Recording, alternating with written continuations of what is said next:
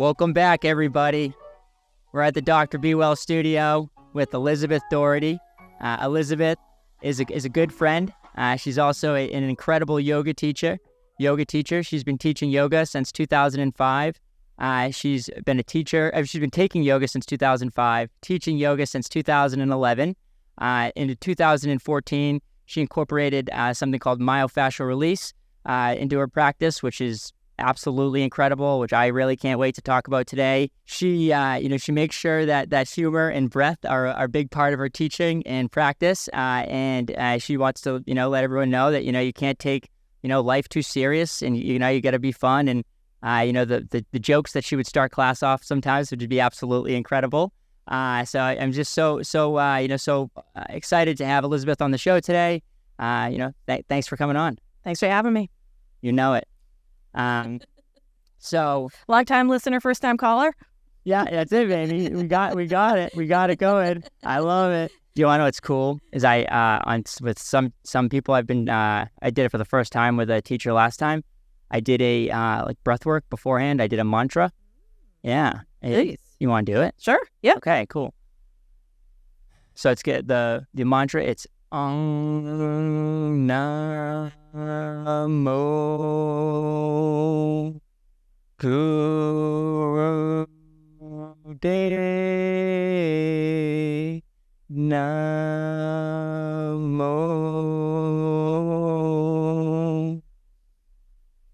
All right, so I'll lead it, and you can jump in whenever you want. Okay.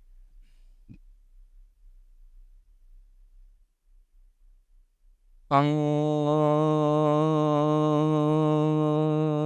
Namo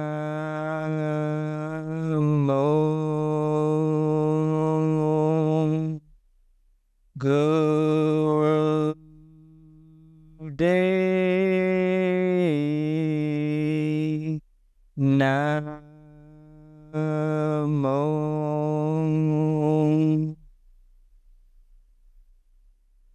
Om Namo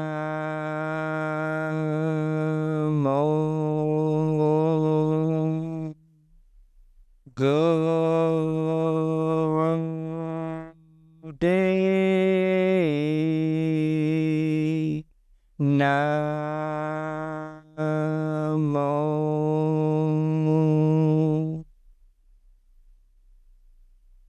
Om Namo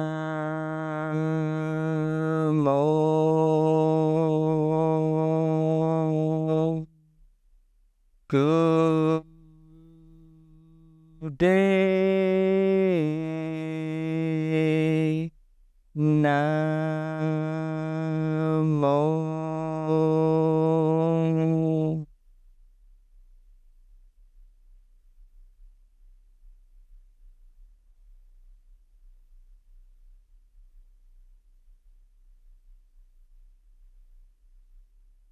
What do you think? A little more relaxed? How did I do? Good. That's a Kundalini practice. Have you ever done Kundalini? I've done one class, and she had a giant, not a cymbal, but one of the gongs. Yeah. And the Shavasana was extra long. It was like 20 minutes. But she was gonging it, and it was just making such a vibration. It was like wild horses. It was a crazy, very visual, even though I was lying down with my eyes closed, very visual. Awesome.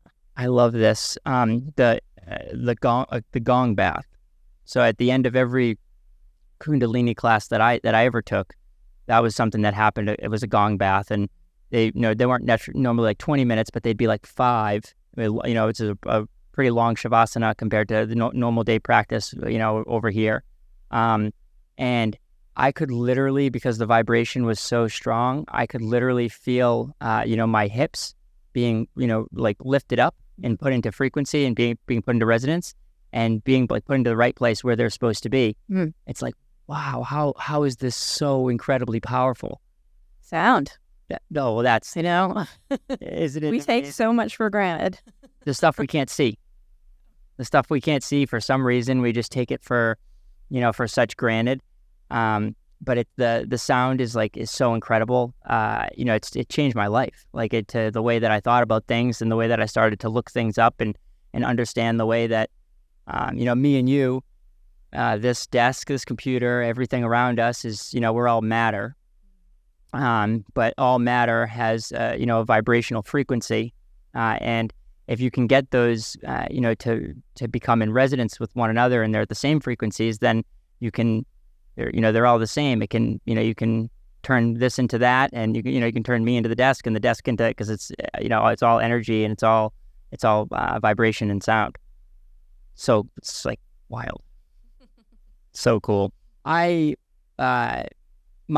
release, super, super cool. I think that it's amazing. And so Elizabeth is so good. So I haven't practiced with Elizabeth in, sad, probably over a year, and so been a while. I'm hoping that maybe even tonight I might, maybe I'll be able to sit in there and roll on in, baby. I might be able to get a class with her in, after we do this together. But it's so incredible that I literally last night, Elizabeth and I were talking. We get to the point where I'm saying, just talking to myself a little bit, and I was saying hey, this is what's going on. I have, I'm compensating on my right side. Because of that, I think I have, I've identified that I have 30% less muscle mass on my left side. All this stuff, I don't know, it's maybe from a knee injury, from a long time ago. I don't really know. She's like, oh, okay, let me just send you, a video after this call. You sent me a video after the call. I was doing these exercises last night. What was it called, Elizabeth? What's my diagnosis? I think it's AIS. AIC. Yeah, left side. Yeah, left side AIC. Yeah. So yeah, she was telling me left side AIC, and I was doing these incredible exercises. And I tell you what, the way I was reaching up here with my left hand, and my right leg was straight, and just keeping my left leg bent, my right leg straight, and was doing this reach, and the breath. It's so funny how the breath work that you need to do is individualized for the certain type of work that you're doing. You wouldn't think that you have all these different breaths in your in your arsenal, but that is really what you need to be successful. Absolutely, yeah. Yeah. Do you when you're doing some of those, some of the breath work, from the exercises that I was doing, we were talking about a little bit before the class, but you want to really you want to breathe in really slowly through your nose to inhale through both nostrils, open the mouth, a slow, long, relaxed exhale. From the mouth. From the mouth. Yeah. The mouth. Okay. Inhale through the nose, exhale through the mouth. But not just pushing it out and straining. You're trying to get it slow along. You're trying to relax yourself, because we're always tensed up and everything's shifting over. And then when you relax, it's trying to shift it back into place. Okay. I think that's a huge portion of it for everybody, is that their sympathetic nervous system is just firing at all times. Absolutely. Yeah. And they're not able. And I think that's, also now that we're saying it, that's definitely why I loved your classes so much. And just let's before we get ahead of ourselves, I'll explain to everyone. So I'll give you my first impressions of Elizabeth and how I met her and stuff. So I was taking classes with Elizabeth, and gallon jug of water in the hot room, gallon jug, plastic too. Yeah, exactly. We're learning. We're learning. Nicely done. I will say, at that time, the reason why I was bringing those plastic jugs of water was because I was dying, and we've talked about this on the show, that it was crazy how much I needed, more water I needed, and right. But I was also just trying to always hydrate, and I would bring so at my bee sanctuary, there was a spring on the side of the road where it would just give you fresh water. Yeah. And so I never figured out the next step, which was to eliminate the plastic jugs, so I wasn't getting the microplastics and the from that, and I was going to figure out a better way to transport it. But it was in New Boston, which is about an hour away from Portsmouth. So I would go to the spring, and I would fill up 30 of these jugs and then bring them back to my house, and I just have this natural spring water that made me feel so good, all the time. And that's kind of it's funny because when I was doing yoga, I learned that water definitely. I've always been sensitive to water and knowing this is a ton of chlorine in it. This doesn't make me feel good, and it's the same thing. Sometimes what we can't see, we don't think there's anything wrong with it, so we just think, oh, this is water, it's fine. but like there's this water, that I started drinking that was just incredible. And it's called tourmaline. It's a water, you might be familiar with it. And so it's called tourmaline water from Tourmaline Springs in Maine. And it just made me feel better, like afterwards, and I was like, wow, there's definitely something to this. That kind of got me to research. I started watching a ton of documentaries on water and realizing, all this stuff, total dissolved solids is a real thing. You want that stuff in your water. And so, going out to the spring, that's just a little backstory of why I had the jugs. No, you do what you can do. I'm making fun of you because just water in the hot room in that plastic, it just was turning into hot water. And then he's trying to cool off with this giant thing with hot water. Meanwhile, I have a tiny that's half frozen. You do have yours is always so tiny. Yeah, yours is always... if you're drinking that much water in the hot room, it's too late.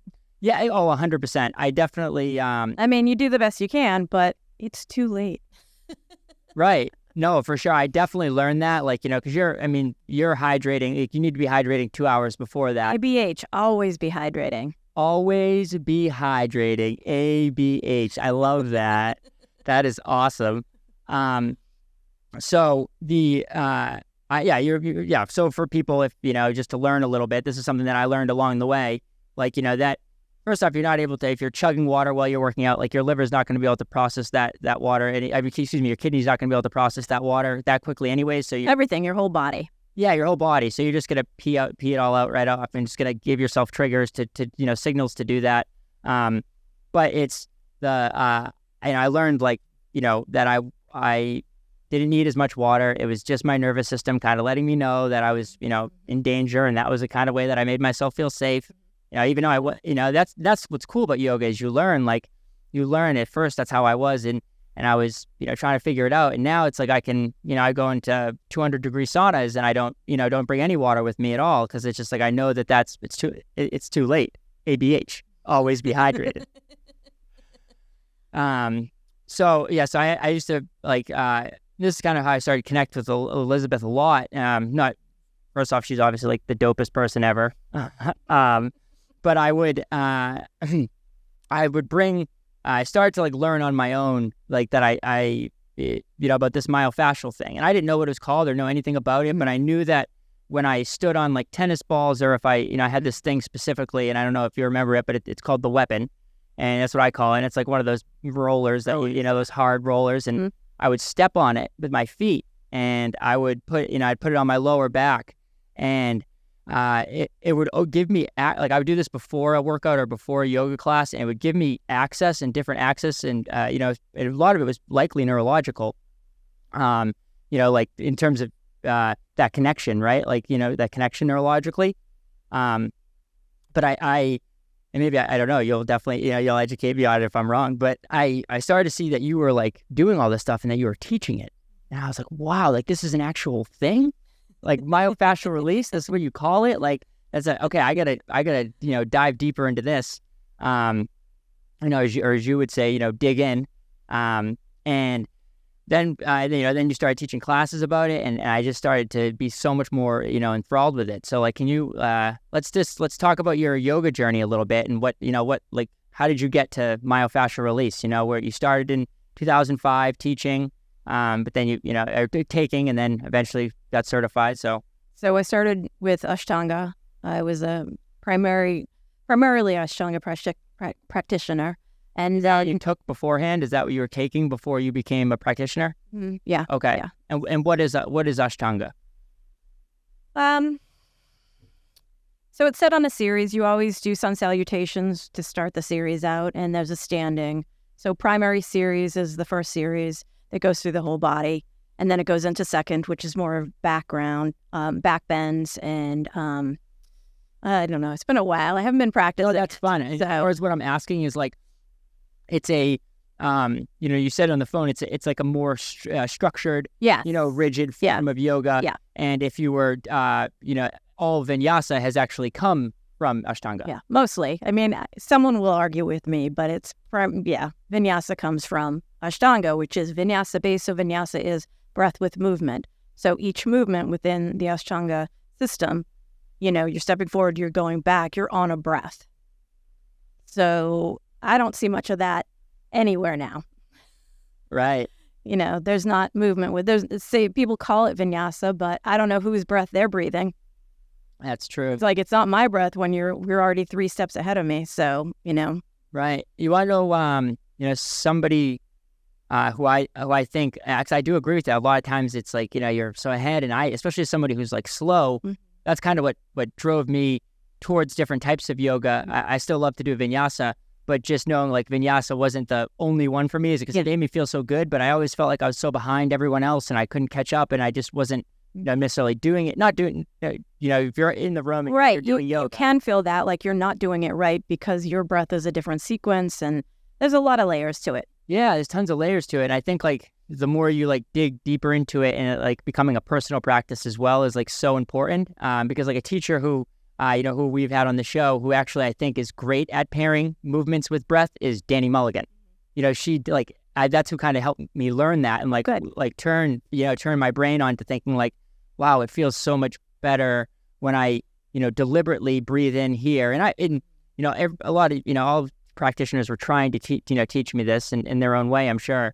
But it was just when Danny was able to with her calm voice, whatever it was, that's kind of what helped me see like, oh wow, okay, I can I can use this breath, and there are different types of breath that I have in my arsenal that I want to use, like we were talking about earlier, where you breathe in through your nostrils and then you purse your lips and you blow out, you blow out. So on the internet, people are calling that a sympathetic sigh or something, some type of sigh. They're calling it that, and it's I know, it's funny because I came across this, and it's like, this is the breath that I've been doing. A lot of times, even when sometimes practitioners would be telling me like, you need to breathe through your nose. Yeah, keep your mouth shut. It's like, how? No. You're just building more heat and you're building more tension, which sometimes you need in certain places in the practice. But it's also like, my mouth is open for a reason. I got to a point where I need it open. Yeah. Although maybe I am a mouth breather, so maybe I should have my mouth shut. Have you heard about mouth taping? Yes. Have you tried it? No, I am not going to. You're not going to? I should probably try it, but that sounds terrifying. Yeah, it does sound terrifying. And I do think that it's, I do think it's great, though. I think that, like, I don't know if it's great or not. I think that doing it sometimes is probably good, because getting consistent breath through your nose and teaching your body to do that and just to rely on that is definitely a really good thing. Yeah. Knowing, because like we're probably constantly always going, switching back between, breath between our nose and our mouth, unless you're really focused on it. I like when I'm awake, I'm pretty good at breathing through my nose. Yeah. Okay. And I did hear someone say, a PRI woman, when she would go for a hike, instead of taping or using the mouth tape, she'd used essential oils to help open up. So there's different techniques. Maybe that's a baby step. Yeah. Well, I love the essential oils. Those movies where they sew the lips shut too. Yeah. Right. So gross. Yeah. Super gross. So I have a couple problems with it. Yeah. Right. A couple layers to it.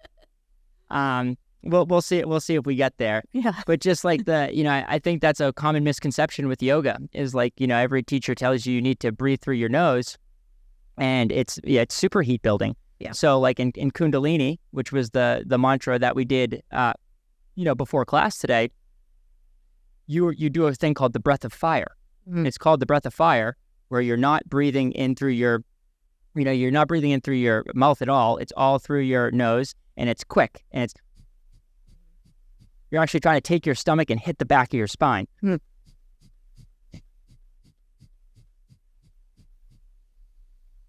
It's super heat building. Yeah. And that's a practice within Kundalini. But at the same time, Kundalini is a mantra-based practice where you're constantly opening your mouth and you're constantly vibrating and getting... Gotta get your singing in, too. It's so good. It's so good. It's so funny. Like, gotta get your singing and dancing in. And, like, that's the... I went to, yoga, and like it took me 5 years to get into yoga. Like my partner wanted me to go for 5 years, knew that it was going to be great for me, knew everything, that I know now. But I wasn't ready for whatever reason. And, but like when I did go, it was immediately I started to get funky with it. I started doing the Kundalini. I just wanted to experience every type of yoga I could, which funny that I have never taken an Ashtanga class. it's like I've taken, I could probably rattle off like 10 different yogas, that classes that I've taken like right now, but I've never taken an Ashtanga class. Yeah.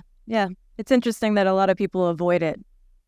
Yeah, I think a lot of people do. It's hard. It's hard. It's a hard practice. Yeah, challenging. And I haven't necessarily avoided it. I've just been so excited in like exploring the other types and exploring there that I just haven't gotten there yet. And like yoga's also like led me to other modalities, which like, back to weightlifting and back to functional range stuff. And you said PRI earlier. What does that stand for? Postural Restoration Institute. Yeah. Okay. And that's from the like one of the videos that you sent me. Yep. Yeah. That was incredible. So I think that like postural restoration is everything. And that's kind of what I've learned on my own, my own journey is like, I'm constantly just trying to have the best posture. And, and I think back, it's funny. I think back to when there was, the old and done, and this is just from like, stuff that I'd see on TV. I've never seen this in person, but like when the old ladies would make the young ladies put the books on their head for posture and they would yell at them and they'd be like, and that was always seen as like a negative thing. Like, oh, those women are treating those young ladies like so badly by making them do that. Like they're, because I always saw it as like they're trying to make themselves look pretty for a man, because that's how it was always like shown in the books and the movies, right? Like they're at like a finishing school that they're trying to like become the best lady so that a man could come and, like get out of here with that shit, So I never believed in that, but I guess because I put those two things together. I wish that somebody was putting books on my fucking head. You don't balance stuff on your head? I don't balance stuff on my head. Give it a try. I love it. So you balance stuff on your head? Yeah. Okay. Tell me about it. It's just to see if you can balance it. I do the blocks in the studio, but I haven't done a book in a while. Okay. But yeah, it feels good too. It's like, how do I do it? I think I do have a flat spot on my head too, so I'm a cheater. Yeah. But it doesn't necessarily mean that you're getting the right posture. You're just able to orient around the book to balance it. Yeah, you might just be compensating. I mean, I've been walking around with one leg. Yeah. But give it a try. See if you can do it. Yeah. Well, and that's what's kind of amazing about the human body is the fact that it does, it can adapt, that it is going to adapt. Absolutely. Survival over everything. Mm-hmm. So it's like, oh, you can't use your left leg? Fine. I'll just use this right leg to do everything and do the whole job. It's like, okay, thanks, but also no, not thanks. Using your shoulder as a back. That's a big one. Using your shoulder as a back. Exactly. Right. And I love those. I love those sayings. I always think of those, like, using my knee as a hip and like all this stuff that we shouldn't be doing. We should, and postural restoration is like, a huge part of that. And I think yoga is a part of that. Weightlifting is a part of that. Myofascial release is a part of that. So you're teaching Ashtanga and you're doing that. I was teaching. I started to do yin during my practicing of Ashtanga because it was a lot for me. It was a lot of heat, and I have a lot of heat already. So I was balancing it out. I also I'm a good amount lazy too, so it feels really nice to just lay around. I am so good at it. I love it. Me too. Then that went into that, and then I started teaching in other places. And there was a teacher, Bo Forbes. She would throw ball work into class, balancing on balls, just throwing it into with postures and things like that. But then a little bit of rollout at the end to relax, to get your nervous system down. And I love it. It's really nice. And most people won't do it for themselves, make the time. So if they're coming to my class, it's all in there. Yeah. I think that's like really, really cool. Most people, you just said it, like it's like a slower practice, and you want to like give yourself the time, and you have to be patient with it. And you said you like to like lay around and like. I am really good at it. I love it. And so I used to not. The thing is, I used to be really horrible at it. I used to be the worst possible person ever. It's hard to stay still, because then you start thinking. Exactly. What do I have to get done? What can I get done? I can't be present. I can't be in this moment. And that's like really like, that work with the weapon, the personal work that that's what I call it. Maybe I should put a different name to it, but it's also like, it's like. Is it a weapon of peace, sympathy, or is it, It is. It's a weapon of peace and sympathy and giddy up. And it's, I can't find another one of them. So I hope that, like, I've looked for a copy of it so I could order another one just in case this one breaks. but it's not gonna it hasn't broke yet. So I'm nervous though. I treat it like gold. You should, yeah. Don't leave it in your car in the sun. Right, yeah, right. Melt away. Yeah. Oh, brutal. It'll off gas and kill you. Yeah. I love it. So I think learning to lay around and it's a lot easier for me to focus on different stuff when I'm in a good space and my body is comfortable, and that's what like myofascial release can do. And so you started learning about this. You started learn from people and doing the classes, and I think that's the best way to learn is to hands-on and to have all this data that's coming back to you from people and from yourself. Right. Practical application. Yeah, practical application. I think that's so great. Now we're did you stumble upon it like me, or did you know that it was a practice?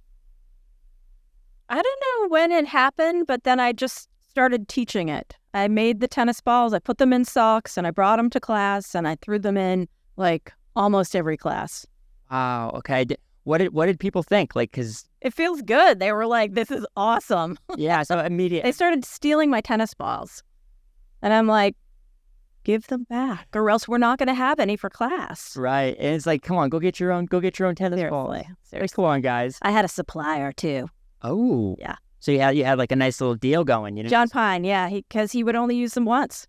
Oh, right. Okay. Yeah. So that's so great. Exactly right. He's just a real good tennis player who just would only use them once. Well, thank you, John Pine, for helping Elizabeth learn this practice so that she could then share it with us.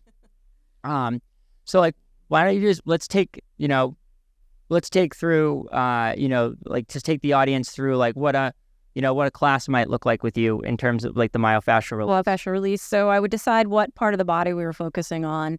I've been throwing a little bit more FRC in where we warm up. So last week's class, we started with Jefferson curls, which is full spinal mobility. FRC, functional range conditioning.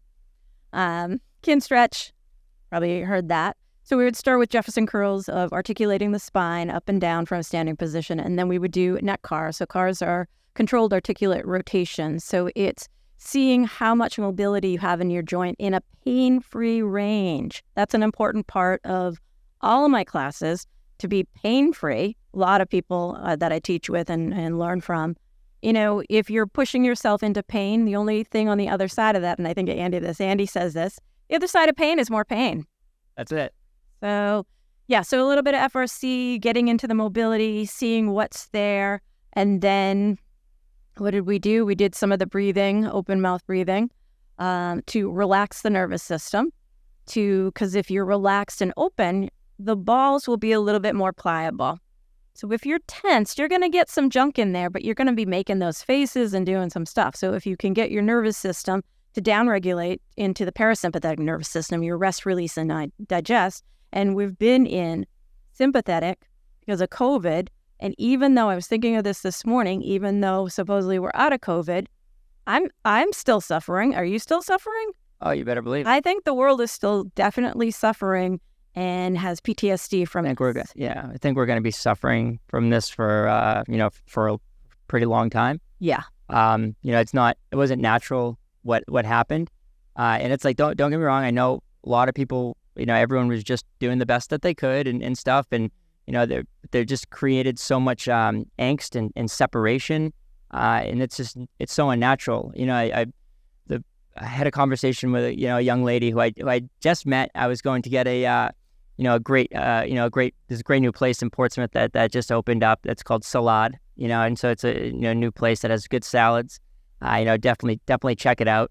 And I was over there, and a young lady was over there, and she'd just taken a workout class, and she, I asked her where it was, and she let me know it was at a yoga studio, and she told me there was like 70 people in the room, and I was like, that's incredible. And she goes, yeah, the energy in there, it's like, it's just so different.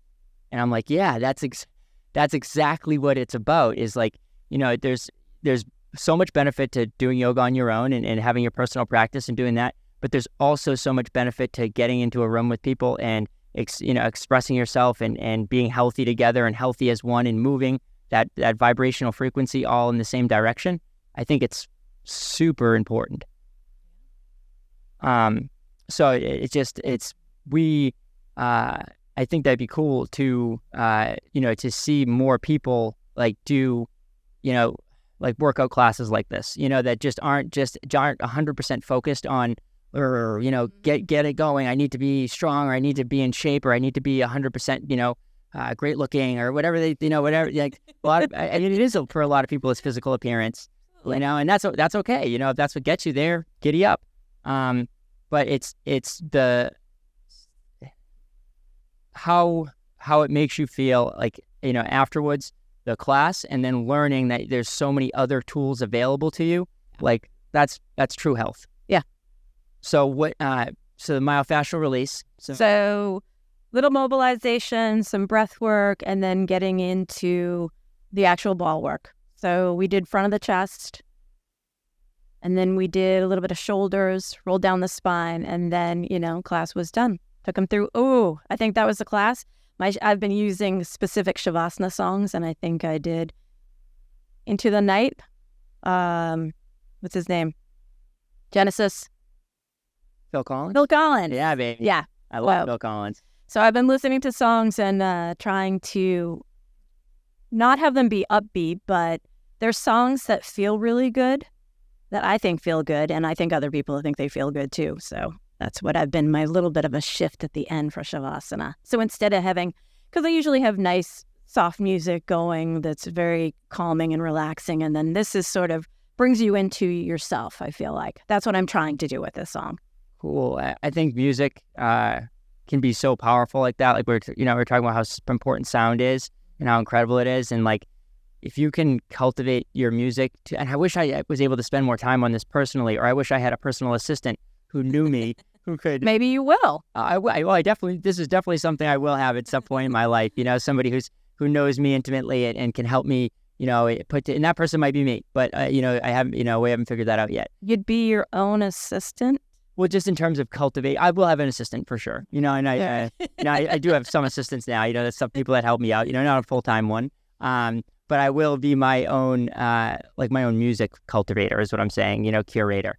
Because it's like, there's it's such a change to my energy when I hear music. And like, I can be tired in 5 a.m. and then I get the right music on and we're ready to go to the gym and we're ready to do some yoga.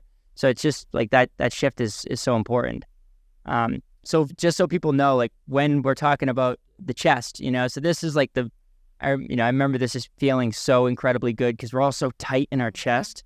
And also protective. This is an area where our heart is. So we pull it back and we create a barrier. Yeah.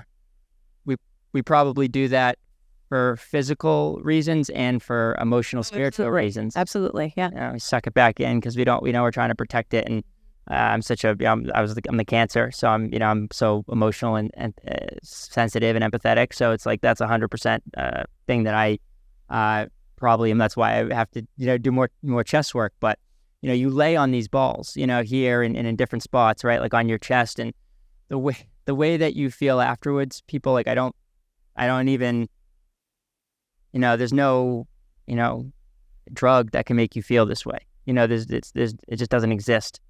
And to say to Andy's point about pain, and with this is, you never want to put yourself in pain, in bad pain, but there is, with this, you do want to teach yourself, like, because your nervous system is immediately telling you pain. Right. Stop. Right. 70%.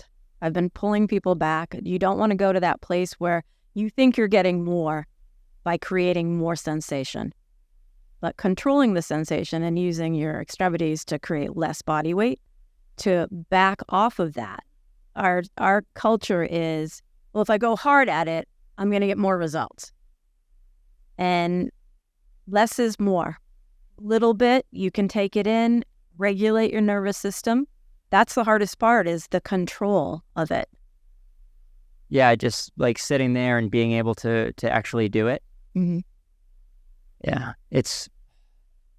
I want everyone to, that's like kind of why, we do the mantra in the beginning, and we openly talk about this stuff, is because like, I want people to be like so excited about this, to see like, holy shit, Steve's so excited about this that he started a podcast and is taking up all this, energy of his to make sure that people can hear this stuff, because it's like, it's so important.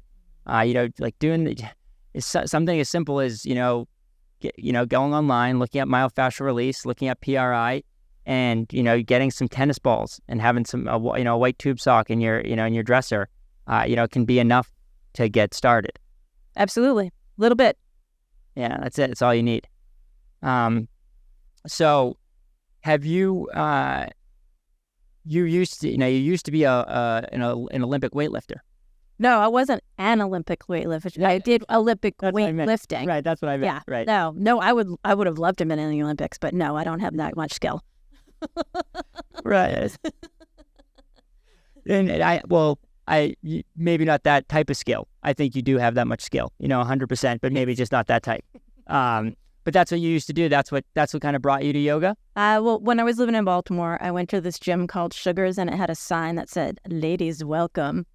And I started going, and the trainer who was there, Greg, who is still a very good friend of mine, he would go in the office and he would write up. It would take him like 25 minutes to write up your thing. And I still have my workouts because it was in his handwriting. And essentially, he had an idea what he wanted me to do. And I always would tell people, oh, I'm training to be a professional badminton player, because it's like, there's so. But there was always one performance piece in each workout. And the one that I remember very vividly was, so they had these big machines that were, bolted to the floor. He had chains. The chains would go around the machine, and I would pull as hard as I could, like 5 rounds for 20 seconds. So you're grabbing these chains, and the chain's pulling against you, and you're pulling against it. I'm trying to get it's an immovable object, and I was just using force to try to pull. Okay, that's so cool. Yeah. So and you love doing this. You Oh, it was so much fun. Yeah. Okay, but it beat up the body a little bit. I was younger then. I was in my 30s, so no. Oh, so what brought? Oh, it was that. Yeah, I think you were telling me that. Sometimes when you change communities, things... Right, so I left Baltimore and moved up to New Hampshire to go to UNH. And it's hard to do things out of different places, for me anyways. And I was also, 5 years is kind of a long time. I didn't really want to do a ton of weight on the bars for the Olympic stuff. And, you can't do that unless you have someone spotting you too, so... Right. Yeah, so exactly right. You come up here, you don't have the same community or the same type of trainers, mentors, and it kind of just falls off. And so that's what made you still needed some movement and fitness, and so that's what got you into the yoga. Yeah, I was going to the gym, and then I just started going to Dover Yoga, and it just developed from there. Okay. Yeah, it's like just a constant evolving practice. Right, something new. I don't do as much yoga as I used to do. It's cool. I started off, during COVID, I was at the studio at Blaze, I was the person who went the most. I had Sarah Carr says to me one day, like, oh, who, June 1st of 2021, she's like, do you know who's come here the most in the past year? And I was like, I don't know, probably me, because you're asking me. But she's like, yeah, you. And, at first I just I don't take compliments well or take stuff like that well. And she was like, oh, great job and stuff. And I was like, oh, well, cool. Then when I thought about it, I was like, damn, that was pretty cool. I made a commitment to myself, and right. Yeah. And I did it, and I showed up, and I made the time to do it. And exactly. Yeah. And I helped definitely, change my life. And, so then but it led me to, that point is when I started doing other things and doing less yoga. Right. Everything's about transitioning. Yeah, life is transitions. And so knowing to transition, and how to transition and just being comfortable with that, and just going along for the ride, as well as being at the steering wheel is how I'm trying to do it now. Right. I remember when I was consistent with my Ashtanga practice, I would always take a week off and not do anything because I needed it. But the one thing that I would always miss was the breath. I didn't miss the postures. I didn't miss anything about any of the other stuff. It was the breath, and which is funny because that's what's still more important to me than anything that I do. Yeah, I think that's the intimacy that you learn from it like, so when you, sometimes I think to myself, it's like, oh, you want to know what I really like? Like, like vacation, all this stuff, going here, doing this stuff. Sure, that's great. Sometimes I wish that I could just have a day where I have zero responsibility. I have nothing to do besides being able to, to be with my foam roller and to be with my myofascial release balls, my weapon, have access to a sauna, have access to a cold tub, and just have a day of it, have a weekend of it where you can learn, because it's, when I've had these times in my life when I've done this stuff, and it's, you get this relationship with your breath, and you get that this is how you can heal yourself, is, just with your breath, and that it's the way that the mind and the body, that's how they talk to each other. That's how the brain is always this complex, thing that's out in, it's everything. Its consciousness is everywhere, always. That's why we're able to think the way we are, and have so many different thoughts. But, our bodies, we're physically right here, right now. Elizabeth and I are in the Dr. BeeWell studio. And sometimes those two things, they don't match up because your brain is all over the place, and they don't match up a lot. And like that, the way to help them get to communicate and to become present is through the breath. Absolutely. You're one of those cold bucket people? So I have done the ice baths, for sure. I wouldn't say that I'm a cold bucket person yet. I've been doing it's actually all really funny. So I before like the cold bucket thing like became a thing and became online, like Kundalini taught me that I should be taking cold showers, and that I should always be taking cold showers, and that even if I take a warm shower, I should rinse myself off with cold water before I get out of the shower. And Kundalini is really cool because it actually it went so much deeper, because it learned that like you can heal yourself. So like there's these Kundalini practitioners, that people that go and study, medicine, that you'll do certain poses and certain, they're called kriyas. That's what the sets are called. You do four different poses throughout a kriya, and you're going to, be focusing on, a certain part of the body or a certain type of breath that's going to help with, might help with your, inflammatory system. It might help with your endocrine system. It might help with your hormones. It might help with your shoulder. It's all designed in a, in a certain way. So Kundalini taught me about the, about the cold showers, and they have this, this great resource called, it's 3ho.org, like 3 the number ho.org. And so I was doing these cold showers. I started doing these, when I started yoga, and then it started to become this huge thing. And I was like, oh, cool. Like I was definitely onto something. I was definitely, because it got to the point for me, like when I would put soap on my body, and then and if I had warm water, if I took a warm shower, I wouldn't feel clean. I wouldn't feel like I got all the soap off of my body unless I rinsed off with cold water. Oh, yeah. Yeah. And it definitely made me better. And there's now we're learning, because everyone's doing it. They're actually, the research is they're doing more research on it, and the research is, that they did before on it is starting to pop up everywhere again and being referenced. So it's cool to see that. Are you an ice bucket person? No. My boyfriend, with his friends for quite a long time, like 8 years, they would go once a month in the ocean. Every month. I love it. Yeah. I love it. So, and this is another reason. But it was a little much because two of them have a little bit of heart condition. So that's a lot. That's a lot for your system. It is a lot for your system. And that's why you got to have the breath, so you can keep yourself in, in calm, so that you don't elevate to that point where something could go wrong. So there's this guy that I met, I sauna with him. I'm a big sauna guy. I love the heat. I love, just, also pushing my body, which, you're teaching a yin class tonight. When I've done yin, when I do yin, or I do any type of restorative yoga, or if I do my foam roller or my myofascial work before I go into the sauna, I can double my time, because I'm focusing on the breath, and I'm getting. Interesting. Yeah.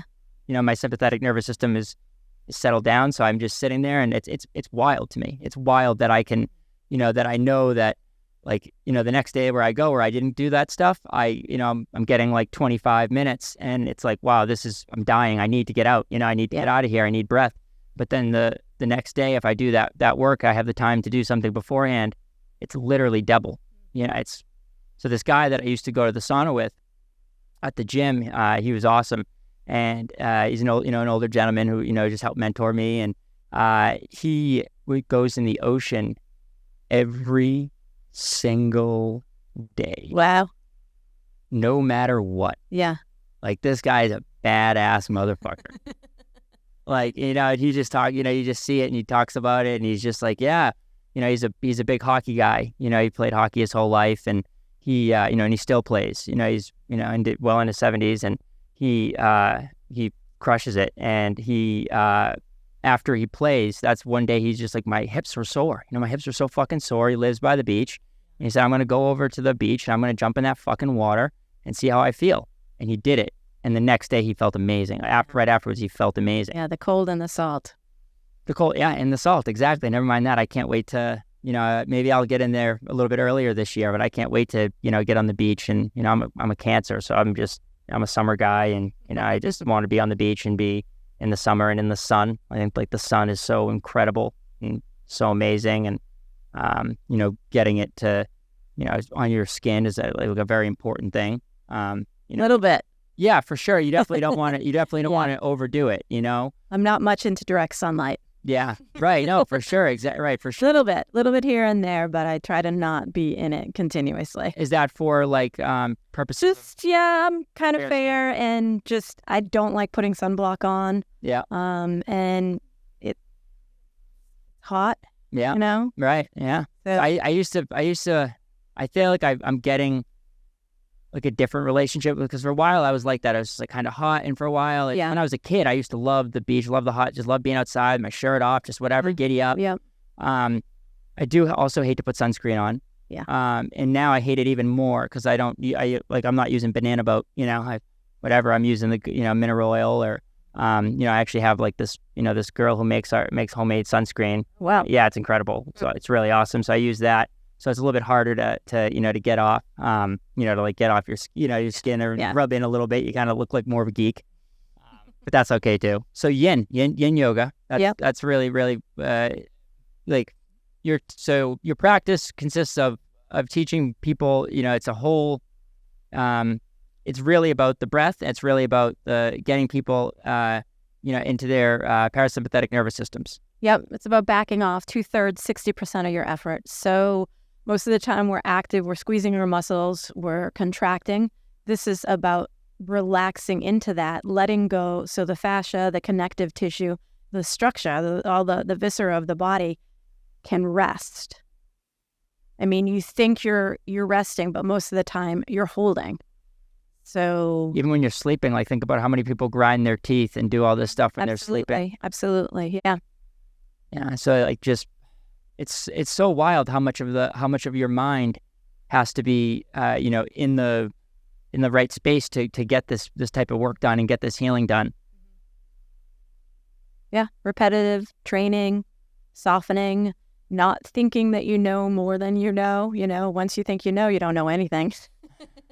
Right. So it's just a little at a time. Yeah. And don't should yourself. Don't should yourself? Yeah. Ooh, I should be doing that. I shouldn't do that. You know what you should be doing? Just do it. Don't should yourself. I like that a lot. I'm a should yourself guy. I'm always trying to do more and do different. And like your practice helped me so much. Like, just like sit there and be like, okay, we're getting into this. Like, I guess obviously some of the work I was doing on my own, but then to be in a room full of people and being led by you, who is saying, okay, this is how we need to, and I would start getting, okay, get in there. You should be doing this a little bit harder. And then you would literally say, chill out, relax, go 20% less, go 40% less, don't hurt yourself. I remember you used to always say something about the viscera and how they were all, they're always just so tight, tightly compact. And we got to just, that's kind of what we're doing with the myofascial release, right? We're loosening it up. Hydrating, softening. Yeah. That's kind of the key, right? Because it's like, you can't even with the breath, like, for instance, I have that, my left AIC that we think that we've diagnosed. And it's actually funny. Like, if you look, like, my nostrils, like, I think that this is something that because my body has been compensating for so long doing this, even the way that I breathe was affected. Absolutely. Yeah. So Your you'll whole see. structure. Yep. Oh yeah. Smushed in. It's smushed in, everybody. At first I kept, I have noticed this and I'm thinking like, oh, that's just because I have a disformed nose, or no, it's literally because my body has been relying so much on the right side of my body to breathe that the left side has just become dormant. It's been going along for the ride.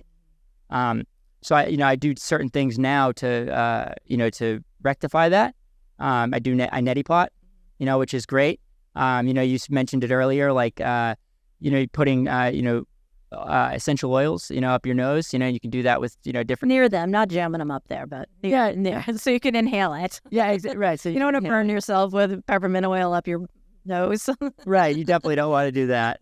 And yeah, you definitely don't want to do that. But it's great to inhale it and to just get you that, and just like in the sauna, to bring it in there with me and create that vapor. And I think that that's incredible as well. So just all this stuff like is making it better. Like if you saw this a few months ago, you would have been like, oh wow, it's way worse. Or even a year ago, you would have been like, it's 1,000 times worse.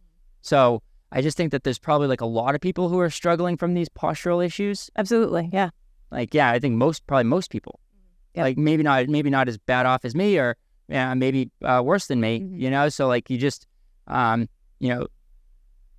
that. It's kind of a cool thing too, that to think like, I think the hard thing is people want results right away, we're instant gratification society. You spent a lifetime making your left side dormant. It's not going to change in 2 days. Right. It's not going to even change in a month. Or you may have results, but it'll fall back in. Patterning. The patterning is so real. Everything wants to stay how it was. It wants to return to its original form. Absolutely. That's the whole thing with matter. It's always like that.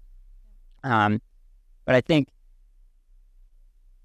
getting, being consistent, like not being as intimidated by it is a thing, because people are intimidated by getting started by going to the gym and all this stuff. But it's like, okay, if you just give yourself literally a month of doing, yin and myofascial, work, 3 times a week, 4 times a week for a month. You can do it at home. I mean, I learned a ton of stuff. I learned everything on YouTube. So there's so much stuff, so much information that you can learn. Okay, cool. Do you, maybe after the show, you can share some of those resources with me, and I can, I can put them up for the listeners. Sure. Yeah, absolutely. Cool. Yeah. Because I the stuff that you shared in the yesterday was so great. Yeah, Connor Harris. I'm taking his biomechanics class right now, and he has tons and tons of information on YouTube, and he's very clear, and yeah, it's amazing. What's his name? Connor Harris. Connor Harris. Okay, cool. Yeah, he was very well articulated. Knew what he was talking about for sure. And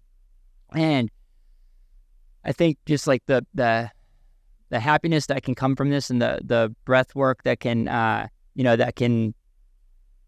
people can learn from it. I think it all comes back to like sitting with yourself a little bit and giving yourself the time. Absolutely. Yeah. Which is like so incredibly hard in this day and age. Absolutely. Yep. So hard, right? Like we have this, like the phone, even when our phone, someone's not texting us or something, we're always picking it up and looking. Let me ask you a question. Why do people have phones in the hot room?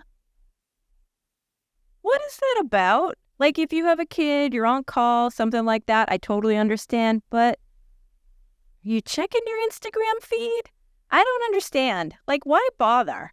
Why bother with any of it? Is this becoming a thing? I've seen some people actually in not just in the hot room, but in other. I don't get it. No, so Danny Mulligan, another guest, she put online the other day, like, two of the her yoga parlor customers, like, hey, like, you cannot be using your phone during class because it's super distracting. And the thing I'm thinking of is like, who is going to a yoga class and bringing their phone? It's the one time you can shut off. And like I said, I have a kid. I get it. Sometimes you do need to have your on call. Sure, that's do that. But the phone should not be picked up. It should just be on vibrate or on just emergency for just that call. And you need to. That's what the practice is all about. It's about detaching. It's about being present to the world and where you physically are, and with the people you are, or if you're doing it by yourself. Yep. Yeah, it's it makes me so worried about the world. The technology and like having a son. Like I see how like I'm on this phone and he's already You should be worried. right. You should be right, and he's already he's already like jacked up. He's already looking at the phone. He already loves the TV. And it's like, I don't want him I want him to be understanding of it because it's not going away. We can't go backwards. Yep. We just need to learn how to live with this stuff. We need to learn how to,